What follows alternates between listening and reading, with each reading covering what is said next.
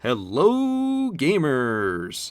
Welcome to Gamers Galaxie Special Edition GOG. That is for Guild of Guardians. These are quick hits where we talk about topics from the Guild of Guardians ecosystem. And I am here today with my friend Woody. How are you today? Good, WT. Thanks for having me again. Awesome. Yeah, we did some of these last week, and we had a lot of fun doing them. It seemed like it went well with the community in GOG. And today we are going to talk about the arena meta. I know O Canada A is big on this. I've seen some of their Twitch episodes lately, and I'm learning as I'm going. And what have you got for us today with the arena meta?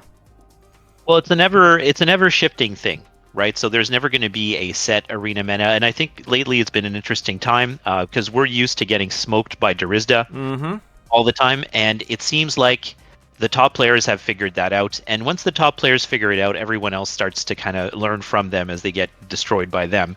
And so what you're seeing now is really like the initial counters for Durizda were Juno and Durin. Durin being kind of the cheaper option because he's a founder, he's an epic founder, right? You can still buy him for around 20 or 30 bucks or something like that, whereas Mm-hmm. Juno is a more expensive legendary esports. But the idea there is that they can teleport behind Durizda and just backstab her and kill her in one shot. And then another counter that I saw that's really effective, and I get killed by this all the time, is Leah and Karkuk. Karkuk is a legendary founder, and so basically when he dies, he stays alive and fights on for a few seconds. I think it's 6 seconds. And the reason that works is that Durizda will keep on shooting him and do no damage to him while somebody else comes around and finishes her off. Oh. And so she just becomes kind of useless firing off at this. And there are a couple of other guardians that can do it. One of them is Salve.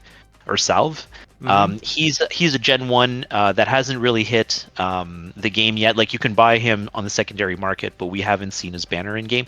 He stays alive for 20 seconds after he dies. And so if Durizda gets locked onto him, she's basically out for the fight just shooting at him. Oh, nice. And so some interesting counters there. And then what's happening now is that people are countering the counters. So they're protecting their Durizda, and the number one counter is Freya, because Freya will save a character from dying. Oh. Right, so even if you one-shot Durizda, Freya will come in, block the shot, and then absorb damage for I think it's also 6 seconds or something like that. Another cool trick that I've seen is people are starting to use Grizel, because Grizel, so she's the one that she's like a blonde-haired ghost that will Right. recharge somebody's ult. But what she does is she teleports right next to your most powerful guardian, and so she'll teleport right next to Durizda. Mm-hmm. And I've had it where my Durin comes in to stab Durizda, she survives, and then he turns around and starts attacking Grizel, and then gets killed off by Durizda. And so I Holy found I smokes. found yeah, I found that was a kind of a really interesting use for her, because she won't use her ult. She'll probably die before. But it's cool that she can protect Durizda that way. And then the last trick I've seen is people just actually just kind of laying into a tanky Durizda. So they're just probably pumping her with a lot of defensive gear Mm-hmm. and maxing out her armor for big HP. So your assassin comes in, can't actually one-shot her, and then just gets killed off right away by her huge attack power. Um, Wow, that's a ton of options there. You had another one? yeah. So I wanted to talk about. So this is something I wrote about in my review of Ashwin. It's what I termed a speed build. Okay. And what you do in a speed build is you're trying to basically manipulate attack speed so that your Durizda fires way faster than the other enemy Durizda. And I got smoked by a Durizda that was paired with Oxelis and Tavros. Tavros gives you right out of the gate a 50% attack speed boost. So Okay. right there, you're firing off crossbow bolts a lot faster than your opponent, and then Oxelis slows down the enemy's attack speed by 20%. And so like my enemy was firing 3 crossbow bolts for every 2 that I was shooting off, and just wiped out my entire squad. And I thought that was a really effective. I theorized about it, but then somebody put it into practice, and it was like dominating. So, I think it's a really good approach. And then there are some other guardians who can do it, like Bronwyn. She can slow down the opposition. Rufus has built-in attack speed boosts as well, and Palmyra, her ult also slows down the opposing team. So you can sort of play around with that and manipulate things so that You just overwhelm the other squad. So I think those are, again, it's interesting because it's evolving. People are finding new strategies, and it's really cool to see this side of things. Yeah, absolutely. And for as long as I've been a gamer in these style of games, the number one rule and the number one concern always has been speed kills. Speed has been like the most I don't want to call it abused, but the heavily sought after commodity in these type of PvP matches, whether you can slow down the opposition or speed up your guys. So that's interesting that people are coming up with this right away, and it's around Darizda. If you know the Brady Bunch, that's what I think of every time instead of Marsha. If anyone gets that reference, a little old school there for you.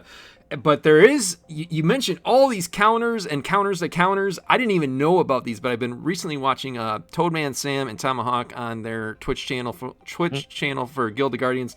They came up with using Strider, and they were putting Strider as far away from Darizda as possible. And because of that, Strider was targeting Darizda, and that seemed to have some effectiveness as well. So that's something that I learned from watching them. I highly recommend people check them out. They're usually on Sunday nights, I believe 7 p.m. Eastern Standard Time or something like that. That's right. Yeah, that's right. Yeah, they're great. They're great too, man. They do a lot of squad building. They do a lot of like in-game help like that. So I really enjoy catching them when I can too. Yeah, absolutely. Any other arena metas that you want to talk about before we head out today? No. Well, I think we talked about a lot. No, again, it's just interesting to see how things are evolving. Like at first you would see a lot of, a lot of founders, right? A lot of Cyrus, a lot of Helia, and you're seeing them sort of being phased out, which is really interesting in favor of some epics like Priel. Priel is now, in most squads that I face off. Again, Karkuk, who was kind of like nowhere at the beginning, is now almost a staple for people who have him. Right. So it's just it's really cool to see that people are strategizing and innovating and all of this stuff. And there's so many Guardians, right? There's a lot of stuff that we haven't discovered yet. So. Absolutely. And you brought up the Karkuk. His value economy-wise has definitely risen in the past couple weeks, I noticed. So I was figuring that was because of Arena. I have been seeing him more. And I do have to shift up my Arena because I'm running with Cyrus. He's getting smoked. And I'm just not doing well, but I'm watching O Canada A on their Twitch channel. I'm listening to you. I'm taking notes, and I'm going to get myself in shape here in the arena. I want to thank you for your amazing information, and we've got more episodes coming like this. I want to thank everybody for tuning in. Don't forget to check out Gamer Galaxie Discord. Get in. We got a lot of new stuff coming up with some giveaways as well in the Immutable ecosystem. Everybody take care. Bye-bye now.